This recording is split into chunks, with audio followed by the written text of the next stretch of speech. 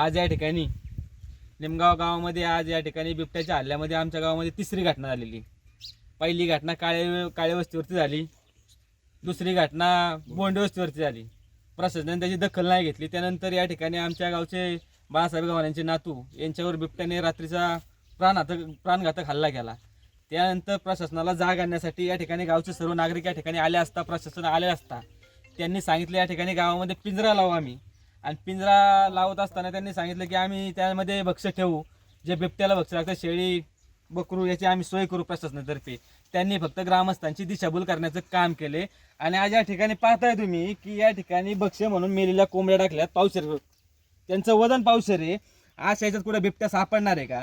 जर जीवित हानीच होणार असेल आणि तुम्हाला जीवित हानीच करायची असेल मग प्रशासनाला जाग येणार असेल, त्याच्या आधी निमगाव ग्रामस्थांचा आक्रोश तुम्हाला पाहायचा असेल तर येणाऱ्या काळामध्ये तुम्हाला या ठिकाणी निमगाव ग्रामपंचायतीने पत्र दिले, त्याची सुद्धा तुम्ही दखल घेत नसाल तर येणाऱ्या काळामध्ये निमगाव ग्रामस्थ मोठं जन आंदोलन केल्याशिवाय राहणार नाही।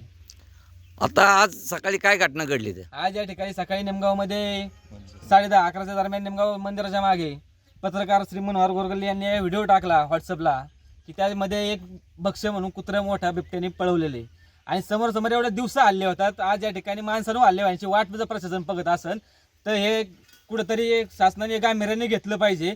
त्यासाठी या ठिकाणी जन आंदोलन उभारण्याची गरज असेल तर त्या ठिकाणी आम्ही 100% या ठिकाणी जन आंदोलन उभारल्याशिवाय राहणार नाही, हे या ठिकाणी मी प्रशासनाला सांगू इच्छितो। मी शेतामध्ये गेलो असतो आणि पाणी भरण्याकरतानी त्या ठिकाणी भीती वाटली आणि त्या शाळूमधून बिबट्या वरच्या बाजूला पळाला आणि पळाल्यानंतर एक 15-20 मिनिटांमध्ये मंदिराच्या पाठीमागं कुत्रं धरले गेले। इकडं आंबेवाड्याच्या साईडला जंगल आहे, थोडंसं झाडी, आणि त्या झाडीमधून आम्हाला म्हणजे शेतामध्ये काम करण्यासुद्धा भीती वाटून राहिली, कारण आम्ही आता संरक्षणच नाही आम्हाला या ठिकाणी। याकरता आमची सुविधा करावी काहीतरी आणि या ठिकाणी या बिबट्याची सोय लावावी, नाहीतर आम्ही आंदोलन केल्याशिवाय राहणार नाही। वारंवार थोडंसं होत असलेले हल्ले ग्रामस्थ याला अगदी वैतागलेले आहेत आणि हे हल्ले कुठेतरी थांबले पाहिजे, बिबट्याचा बंदोबस्त झाला पाहिजे।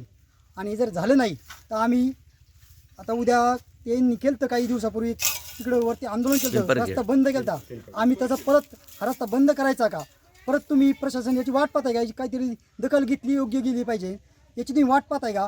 असं काहीतरी होत असताना अगदी आम्हाला लोकांना आता तुम्ही पाहिलं शेतात लोक पाणी धरायचं दिवसासुद्धा आता इथं असं व्हायला लागलं, इथं घटना घडायला लागल्यात। नक्की प्रशासन कशाची वाट पाहत आहे? एखाद्याचं मरणाची वाट पाहत आहे का? एखाद्या मेल्यानंतर प्रशासन जागा होणार का?